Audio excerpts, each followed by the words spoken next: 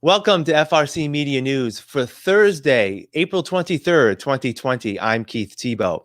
Local businesses shut down by COVID-19 continue to look for answers. We hear from the One South Coast Chamber. The pandemic is going to have a negative impact on the state budget for next year. Throughout this pandemic, a number of local nonprofit organizations are really stepping up to the plate. We'll share their stories.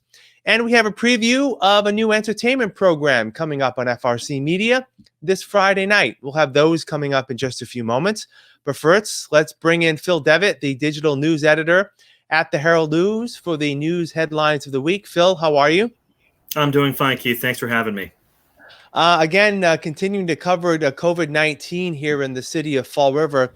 I know we had the opportunity this morning to speak with Mayor Paul Coogan to get an update from him on what has been happening. And I guess one of the big headlines this week has been the number of new cases. The city had actually been going along pretty well this week until Wednesday, when there was state reporting that increased the city's numbers from 189 to 267.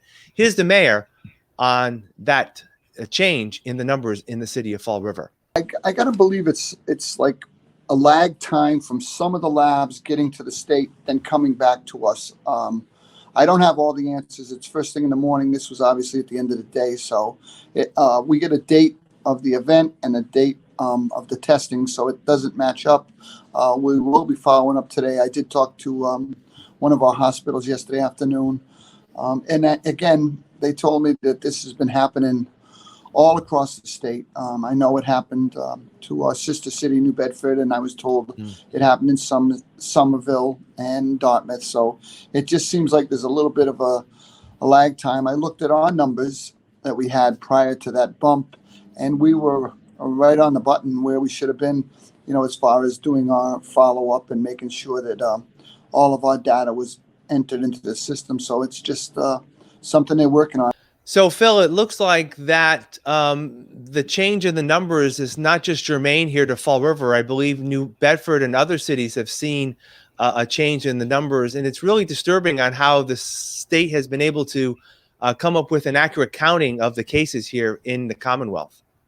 It is, Keith. I think, the big thing we have heard all along over the last month or two is that numbers are likely much higher than we're led to believe. And for a long time, that was because a lack of testing or a lack of people seeking out that testing. So we've always looked at those numbers that come in daily from the state and on the city level and said, okay, here's what we know we have, but we know there's probably more. Of course, I think at least some of us at the paper and probably throughout the community were a little taken aback at this sizable jump this week from one day to the next. I believe it was a rise of 70 cases. So even Paul Coogan, mayor there, called it a reality check for the city. And it is. It's a reality check in that, we have these, lab processing problems that are not unique to the city, but it's also a reminder that this thing is bigger and more complex than the data alone shows us. Yeah, I know it's something that we're going to have to continue to see. I also, asked the mayor about, there's been a lot of talk about the surge, right? When is the surge going to happen? Are we in the middle of a surge? He had mentioned a couple of weeks ago that it was scheduled to be in mid-April. And, we're hearing some thoughts and some news reports from nearby Providence that maybe Rhode Island hasn't hit the surge yet. And will that impact southeastern Massachusetts? The mayor really didn't have an answer in terms of whether we're in the surge, coming out of the surge. Have you heard anything in terms of speaking with health professionals in terms of, are we at the surge, where we stand on this? Well, when we checked in with health workers, particularly at South Coast Health, just a week or two ago, they were expecting last week and this week to be the surge or maybe even the peak of local cases. We're still checking with them this week. I mean, things change so quickly around here. And of course, there's only so much you can do to predict the future. But it looks like we are just about there. I can't say that with 100% certainty just yet.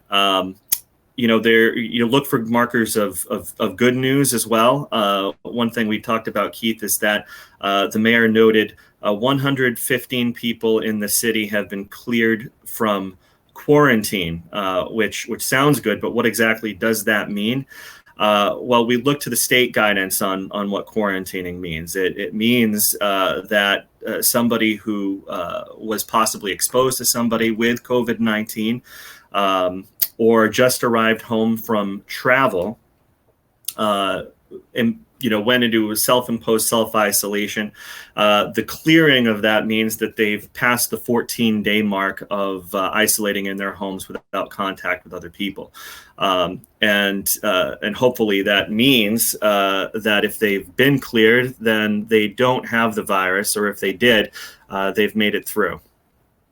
Yeah, I know it's one of those numbers that I meant to ask the mayor about today. The 150, I think it's up to 124 now. 124 people have been cleared. And my question was going to be, is it out of those 267 have been cleared? They have recovered, or was it a quarantine? And I know that the state has issued, they've been issuing a lot of numbers. This week they had a new reporting system that really is extremely detailed, but doesn't really break down regionally or even locally how many people have been quarantined. They have an aggregate number, but there really hasn't been any local numbers. And again, there's so much data out there, and our healthcare professionals right now are just worried about treating people that they're not really looking at the data or able to boil down the data for us data geeks who want to, get into the numbers and how they impact locally. But one thing we can say is, unfortunately, there's been some numbers in the surrounding area. This week, unfortunately, Westport reported their first deaths. Right. It did, yeah. We've seen reports of deaths in communities. I think throughout the state. Certainly, Bristol County has begun to see deaths. Fall River, which you may have reported on recently, Keith, remains at 3 deaths, which hasn't changed in the last several days. But Westport announced its first death this week. The health department in that town saying this resident died from what they're calling complications related to COVID-19. They didn't release much more information beyond that. It's hard to get a lot of hard information from the towns. But Westport, saying they're extending their condolences to the family, and that this death serves as a reminder of how important these social distancing guidelines are and remain, Keith, even as states now on a national level start to look at opening back up again. Yeah, and speaking of opening back up again, the governor this week announced officially that schools, K through 12 schools, will remain closed throughout the rest of the academic year. Learning will continue remotely. I asked the mayor about this. He said that obviously the school department's putting together a plan to continue learning. I believe the superintendent released a letter yesterday about this, and we hope to connect with the superintendent over the next week as they're still working through how this is going to happen. And I guess we're going to find out, Phil, I would think maybe by the next time we speak next week, what the governor will do in terms of people still remaining at home and working remotely. And because the current guidelines are, I believe, May 4th, which is only less than 2 weeks away. So we'll have to wait and see how that all shakes out. Right. I mean, if we're looking at patterns here, traditionally, if there's been an announcement about the schools in the last few months, then an announcement about stay-at-home orders and business openings is not far behind that. So I wouldn't be surprised if we hear more firm guidance from the governor on that coming up in the next few days. Just to your point on schools, Keith, of course, this is a changing situation. We were able to check with Superintendent Matt Malone in Fall River about the closure being extended through the end of the year. Some bittersweet and sad news for students. He's saying right now there's no in-person Durfee graduation or prom on the table. He says he's heartbroken for the students. and he apologizes that they've had to readjust. But right now, it looks like those events, among many others, aren't going to happen. So we have a lot of disappointed students and school workers in the city. Definitely going to be something that will be looked at in years to come when the class of 2020 assembles. They'll definitely have this on their plate, and they were the class when the pandemic hit not only Fall River but across the country and around the world. All right, That's Phil, right. I appreciate your time. Thank you for joining us, and we'll talk again soon. Thank you, Keith. Thanks for joining us, Phil, and we'll take a break right now and get some of the latest health job opportunities from the Mass Hire Fall River Career Center. Here are some urgently needed health-related job descriptions on the latest hot jobs list from the Mass Hire Fall River Career Center. COVID Care Resource Coordinator. STAR, located at 386 Stanley Street, has an immediate need for a full-time COVID Care Resource Coordinator to identify common needs among COVID-19 patients and search for local solutions. Job number 134-78882. ICU Travel Nurse. Wanderley Incorporated has an immediate need for a full-time ICU travel nurse to assist in the treatment of acutely ill patients with life-threatening conditions in the Fall River area. Job number 134-78261. Pharmacy Technician. CVS Health, located at 1620 President Avenue, has an immediate need for a full-time pharmacy technician to work with pharmacists, prepare and distribute prescriptions to customers. Job number 134-80463. The Sarah S. Brayton Nursing Center, located at 4901 North Main Street, has an immediate need for these full and part-time positions. Licensed Practical Nurse, job number 134-80957. Certified Nursing Assistant, job number 134-80934. People Incorporated, located at 4 South Main Street, also has an immediate need for the following full and part-time positions.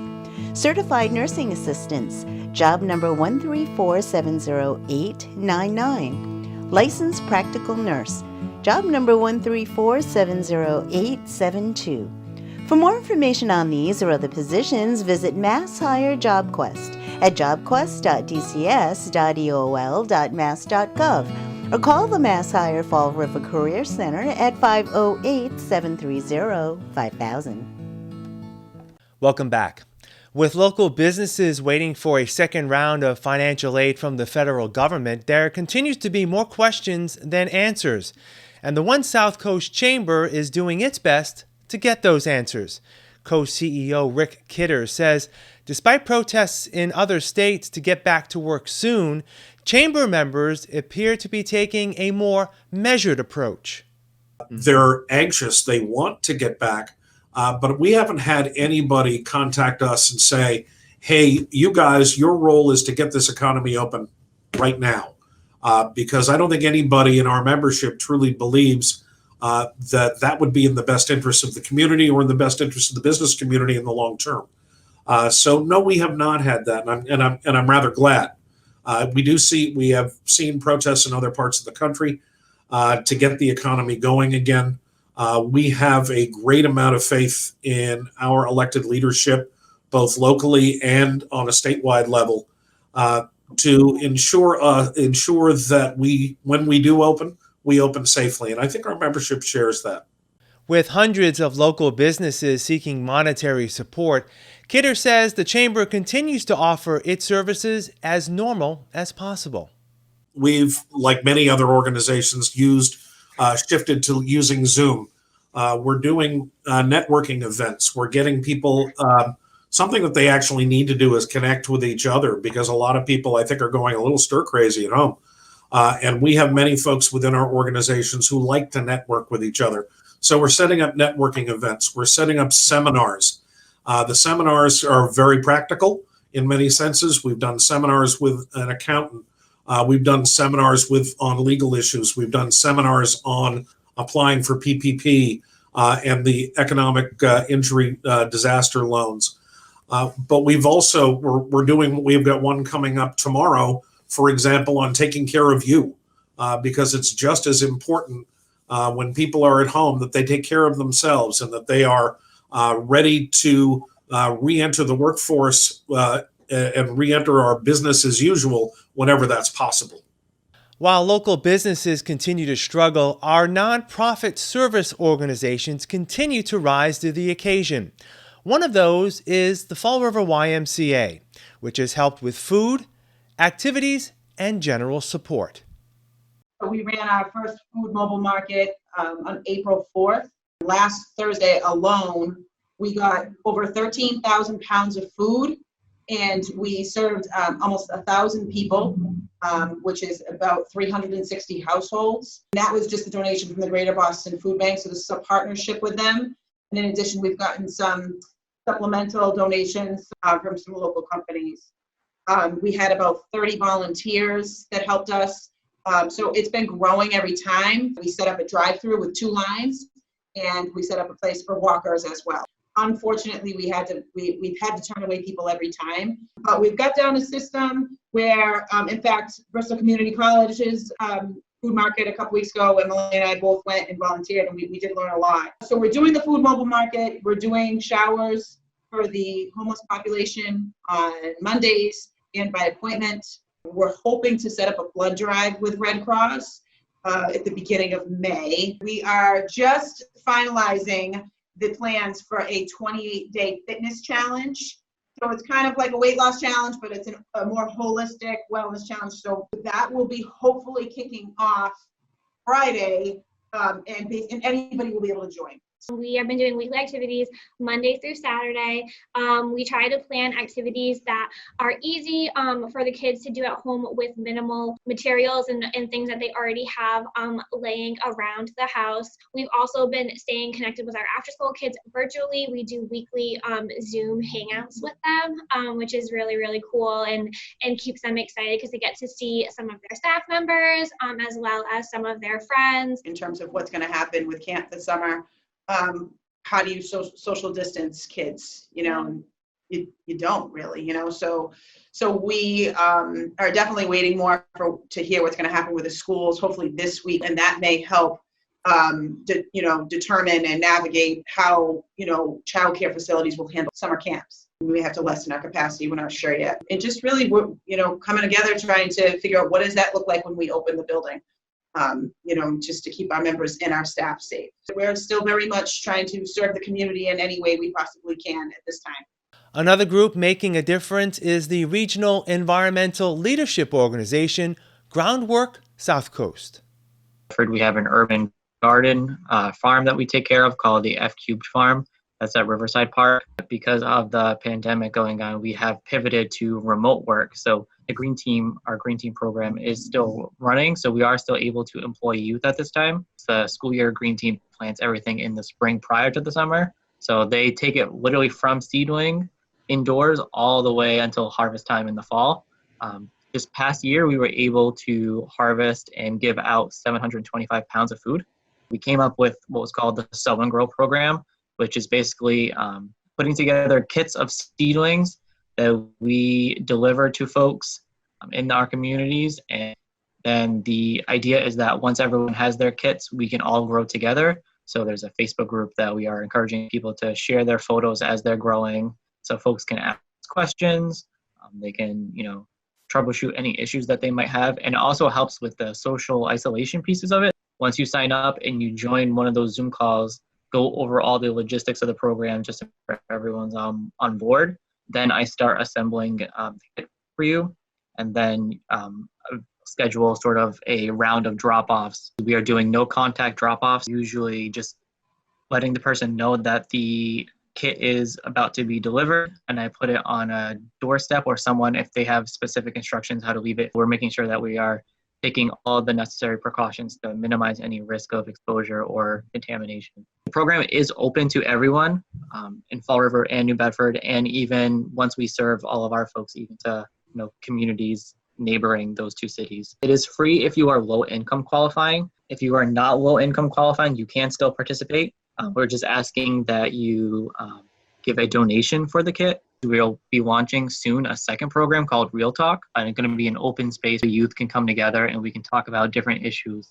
Throughout this pandemic, state and local governments have still kept up their services to its residents, with the corresponding financial impact completely unknown. State Representative Paul Schmid tells us action is underway on the Commonwealth's fiscal 2021 budget, and early indications are that the new spending plan will come with some hurt. I think the consensus forecast is that we can expect revenues to be about $4 billion below plan. So we'll be, over the next month, figuring out how to deal with that. Fortunately, we've got the third largest rainy day fund in the nation, $3.5 billion. And a lot of people complained about how much money we were tucking away this past year. They said, really, there's a lot of needs, and you should be meeting those needs, not putting money away. Well, who would have guessed that we would be needing that money so quickly? In the midst of COVID-19, the 2020 election schedule forges ahead, with deadlines for candidates interested in running this fall quickly approaching. Normally, we have to have our nomination papers in to the municipal election commission by April 28th. And the Supreme Court just made a ruling. It reduced the number of signatures that we had to get. That didn't affect me because I had more than enough. And then it gave us until May 5th rather than April 28th to turn those into the local municipality. And then, as you know, after the local municipality has confirmed those signatures, we have until, I think, May 28th to turn those into the Secretary of State office and officially become and get officially put on the ballot. We'll have more FRC Media News right after this.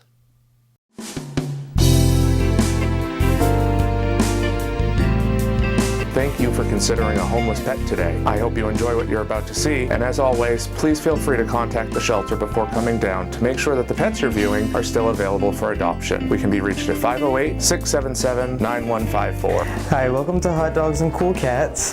Today we have Scooby. He is a 9-year-old English lab. Scooby does well with other dogs. He would probably do better in a home with older children. I would probably say 12 and up, only because he doesn't realize his size and he throws himself around. He thinks he's a little guy. He is super sweet. He does love to go for walks, but he will use his weight to his advantage. He's very strong. He does know basic commands. He does know sit and lay down. He is very alert, but he is gentle when he takes treats from you. He would make a great companion. So if you want to come down and meet Scooby, come down to Forever Paws Animal Shelter in Fall River, Massachusetts, because I know Scooby would be very excited to meet you. This is King. He is a 1 to 2 year old gray tuxedo. He is very, very friendly, kind of lazy, kind of a couch potato. He's good with other cats, and he would do okay with calm dogs too. He would do the best in a really laid back environment. He was a surrender. The owner, his previous owners, just were moving, and they unfortunately couldn't take him with them.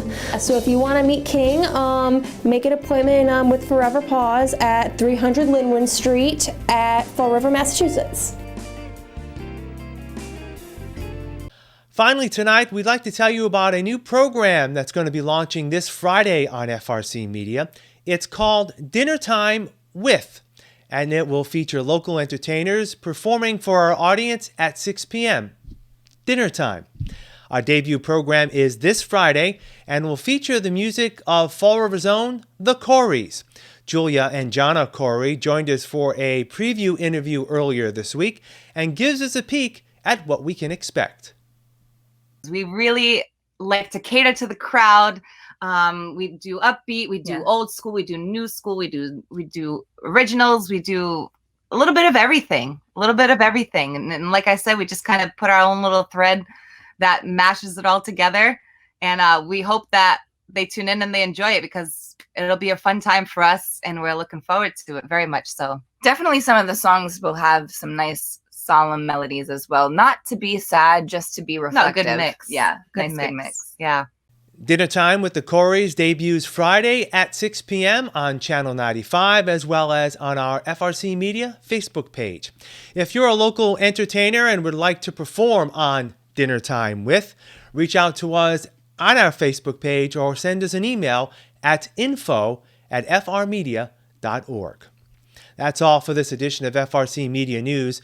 We invite you to continue to visit our website, frmedia.org, for the latest information on COVID-19, as well as programs on our cable channel, Channel 95. Some of those programs, by the way, can be viewed online on our website.